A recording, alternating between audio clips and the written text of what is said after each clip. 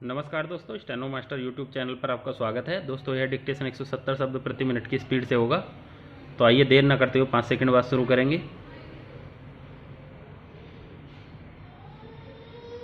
महोदय, राज्य पुनर्गठन अधिनियम 1956 का क्रियान्वयन करने से आंचलिक भाषाओं को प्राधान्य मिल गया। आंचल की आर्थिक, पारंपरिक तथा सामाजिक पहचान को प्रोत्साहित करने में राज्य सरकार, केंद्र सरकार तथा अन्य बहुत सारी स्वयंसेवी संस्थाएं अपना योगदान दे रही हैं। इसके साथ साथ आंचलिक भाषा के विकास के लिए उन्हें स्वतंत्र रूप से कार्य करने देना अति आवश्यक है। यह विकास प्रत्येक राज्य तथा अंचल में काफ़ी हद तक उभर चुका है, परंतु प्रश्न यह उठता है कि इतनी सारी विभिन्नताओं के बावजूद इन सभी भाषाओं में समन्वय किस प्रकार स्थापित किया जाए, जो समन्वय राष्ट्रीय अखंडता के लिए अनेकता में एकता का माध्यम बन सके। राज्य तथा अंचलों को आर्थिक, सामाजिक तथा भाषा की स्वतंत्रता मिलने से इन क्षेत्रीय भाषाओं का बहुत विकास हुआ है, जिसकी पराकाष्ठा क्षेत्रीय भाषाओं में उपलब्ध साहित्य, रंगमंच तथा फिल्मों के माध्यम से हो रही है। श्री अरविंद के शब्दों में, प्रादेशिक जातियों की इस समस्त रचना में बाह्य रूपों के अनेक भेदों के बीच एक ही संस्कृति का प्रभुत्व दृष्टिगोचर होता है, परंतु उनमें से प्रत्येक अपनी विशिष्ट चरित्र और स्वभाव की धार के अनुसार ही सृजन करती हैं, और यह चीज़ इन सुंदर और ओजस्वी साहित्य में से प्रत्येक पर भिन्न भिन्न छाप लगा देती है, जो एकता में भी समृद्ध विविधता का स्रोत है। कोई भी व्यक्ति अपने विचारों की अभिव्यक्ति जितने अच्छे तरीके से अपनी मातृभाषा में कर सकता है, उतनी अन्य भाषा में नहीं। अब प्रश्न यह उठता है कि भारत एक अखंड राष्ट्र है, फिर इसमें विभिन्न क्षेत्रीय भाषाओं का समन्वय कैसे किया जाए, जिसमें प्रत्येक देशवासी को यह अनुभव हो सके कि हम भिन्न भिन्न आंचलिक भाषाओं के बोलने वाले एक ही माला में पिरोए हुए मोती हैं।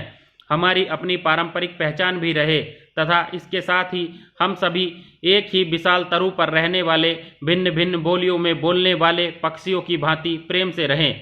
लगता है कि संविधान निर्माताओं ने यह बात गहराई से अनुभव की होगी।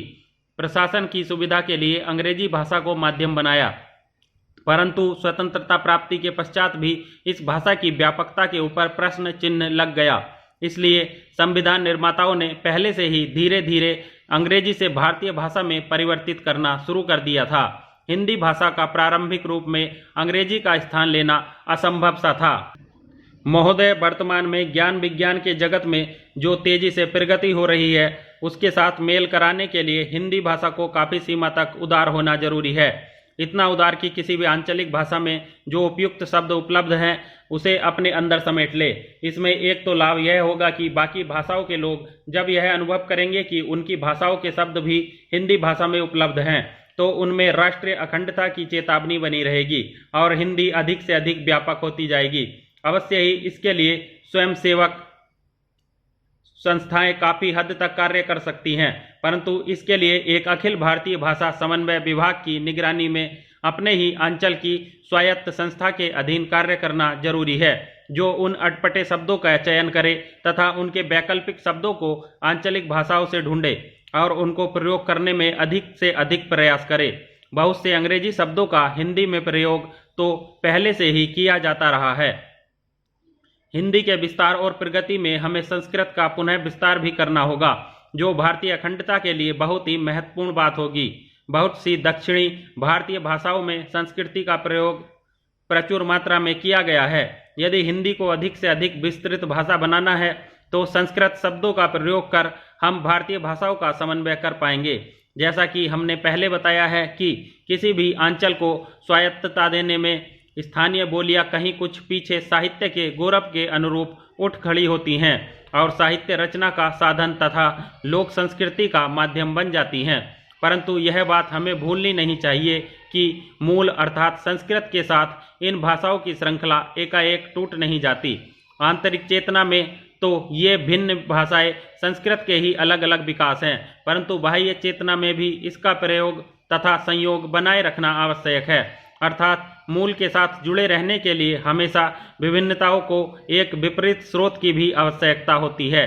संस्कृत का प्रसार इसलिए भी जरूरी है कि यह भाषा मूल रूप से सभी भाषाओं की जननी है।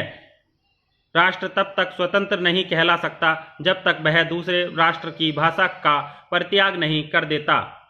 महोदय, आप जानते ही हैं कि अब तक जो शरणार्थी आए हैं उन सबको हम बसा चुके हैं। यद्यपि हमारा देश गरीब है और बाहर से भी हमें बहुत थोड़ी मदद मिली है, फिर भी हमने शरणार्थियों को बसाया है।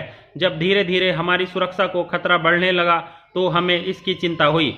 पश्चिम बंगाल और पूर्वी बंगाल की सीमा पर हमारी ओर सीमा सुरक्षा बल था और पूर्वी बंगाल की ओर पूर्वी बंगाल या पूर्वी पाकिस्तान राइफल्स, लेकिन इसने अपना नाम बदल दिया और मुक्ति वाहिनी नाम रख लिया। इसी समय पाकिस्तान ने अपनी सेनाओं को हमारी सीमाओं की तरफ बढ़ाकर तैनात कर दिया। पश्चिम में ये कश्मीर, पंजाब, राजस्थान और गुजरात की सीमा की ओर बढ़ आईं। जब पाकिस्तान की सेनाएं कश्मीर की सीमा पर पहुंच गईं तो हमने संयुक्त राष्ट्र संघ पर्यवेक्षकों का ध्यान इस तरफ खींचा। उन्होंने हमें बताया कि पाकिस्तान की सेनाएं प्रशिक्षण अभ्यास कर रही हैं। इस पर कौन विश्वास कर सकता था? क्या वह देश जो पाकिस्तान के 3 आक्रमणों का शिकार बन चुका हो, इस पर विश्वास कर सकता था? हमारे देश की सुरक्षा को खतरा बढ़ता गया, लेकिन फिर भी हमने 10 दिन तक कोई कार्रवाई नहीं की। 10 दिन के बाद हमने भी अपनी सेनाएं सीमा की ओर बढ़ाई। जब तक हमने अपनी सेनाएं अपनी सीमाओं की तरफ नहीं बढ़ाई, छोटे बड़े किसी भी देश ने इस बात की तरफ ध्यान नहीं दिया कि पाकिस्तान की सेनाएं सीमाओं पर पहले से ही मौजूद थीं। उन्हें हमारे देश की सुरक्षा को उत्पन्न खतरे की कोई चिंता नहीं थी और न ही इस बात की कि उन्हें इस बारे में कुछ करना चाहिए, क्योंकि इस बारे में कुछ नहीं बोला।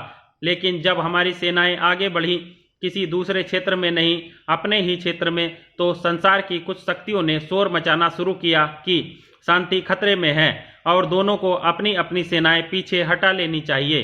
तो क्या हम इसे मान सकते थे जिसमें जिम्मेदारी की भावना है? ऐसी कोई सरकार, मंत्री या अफसर देश और इसकी सीमाओं की सुरक्षा खतरे में नहीं डाल सकता था।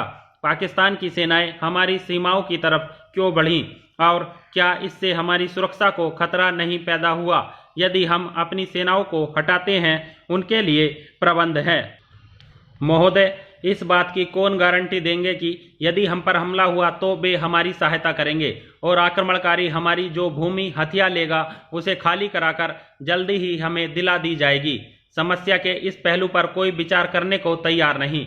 उनका तो कहना है कि बस सेनाएं पीछे हटा लो। हम इस मांग के बारे में नहीं करते।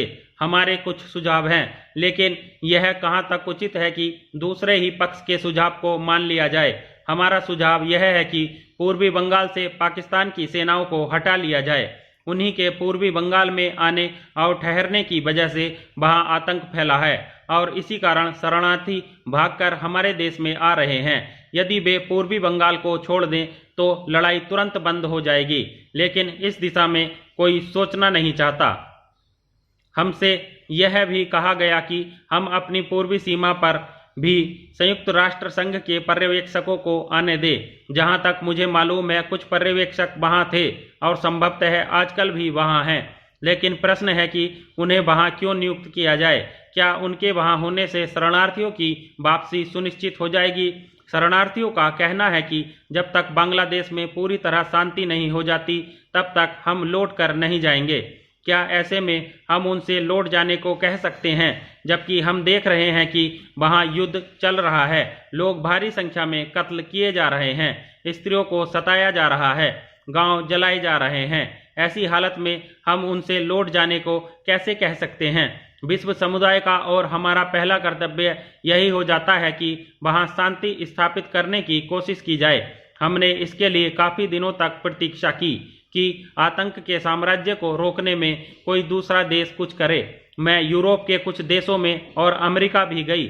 मुझे हर जगह यही आश्वासन दिया गया कि बंगाल में शांति के लिए राजनीतिक हल की जरूरत है, तभी शरणार्थी भी वापस जा सकते हैं। उन्होंने यह भी कहा कि वे समस्या के इस पहलू पर जोर दे रहे हैं, लेकिन इससे कुछ भी हासिल नहीं हुआ।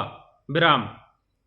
दोस्तों, यह 170 शब्द प्रति मिनट की स्पीड से डिक्टेशन था, तो आप अभ्यास कीजिएगा और बार बार अभ्यास कीजिएगा। यह डिक्टेशन थोड़ा सा ज़्यादा था 170 से, तो इसका बार बार अभ्यास कीजिएगा, आपको एग्ज़ाम में काफ़ी मदद होगी। तो जुड़े रहिएगा हमारे चैनल के साथ। चलिए जल्दी ही मिलेंगे अगली वीडियो के साथ, तब तक के लिए जय हिंद, जय भारत।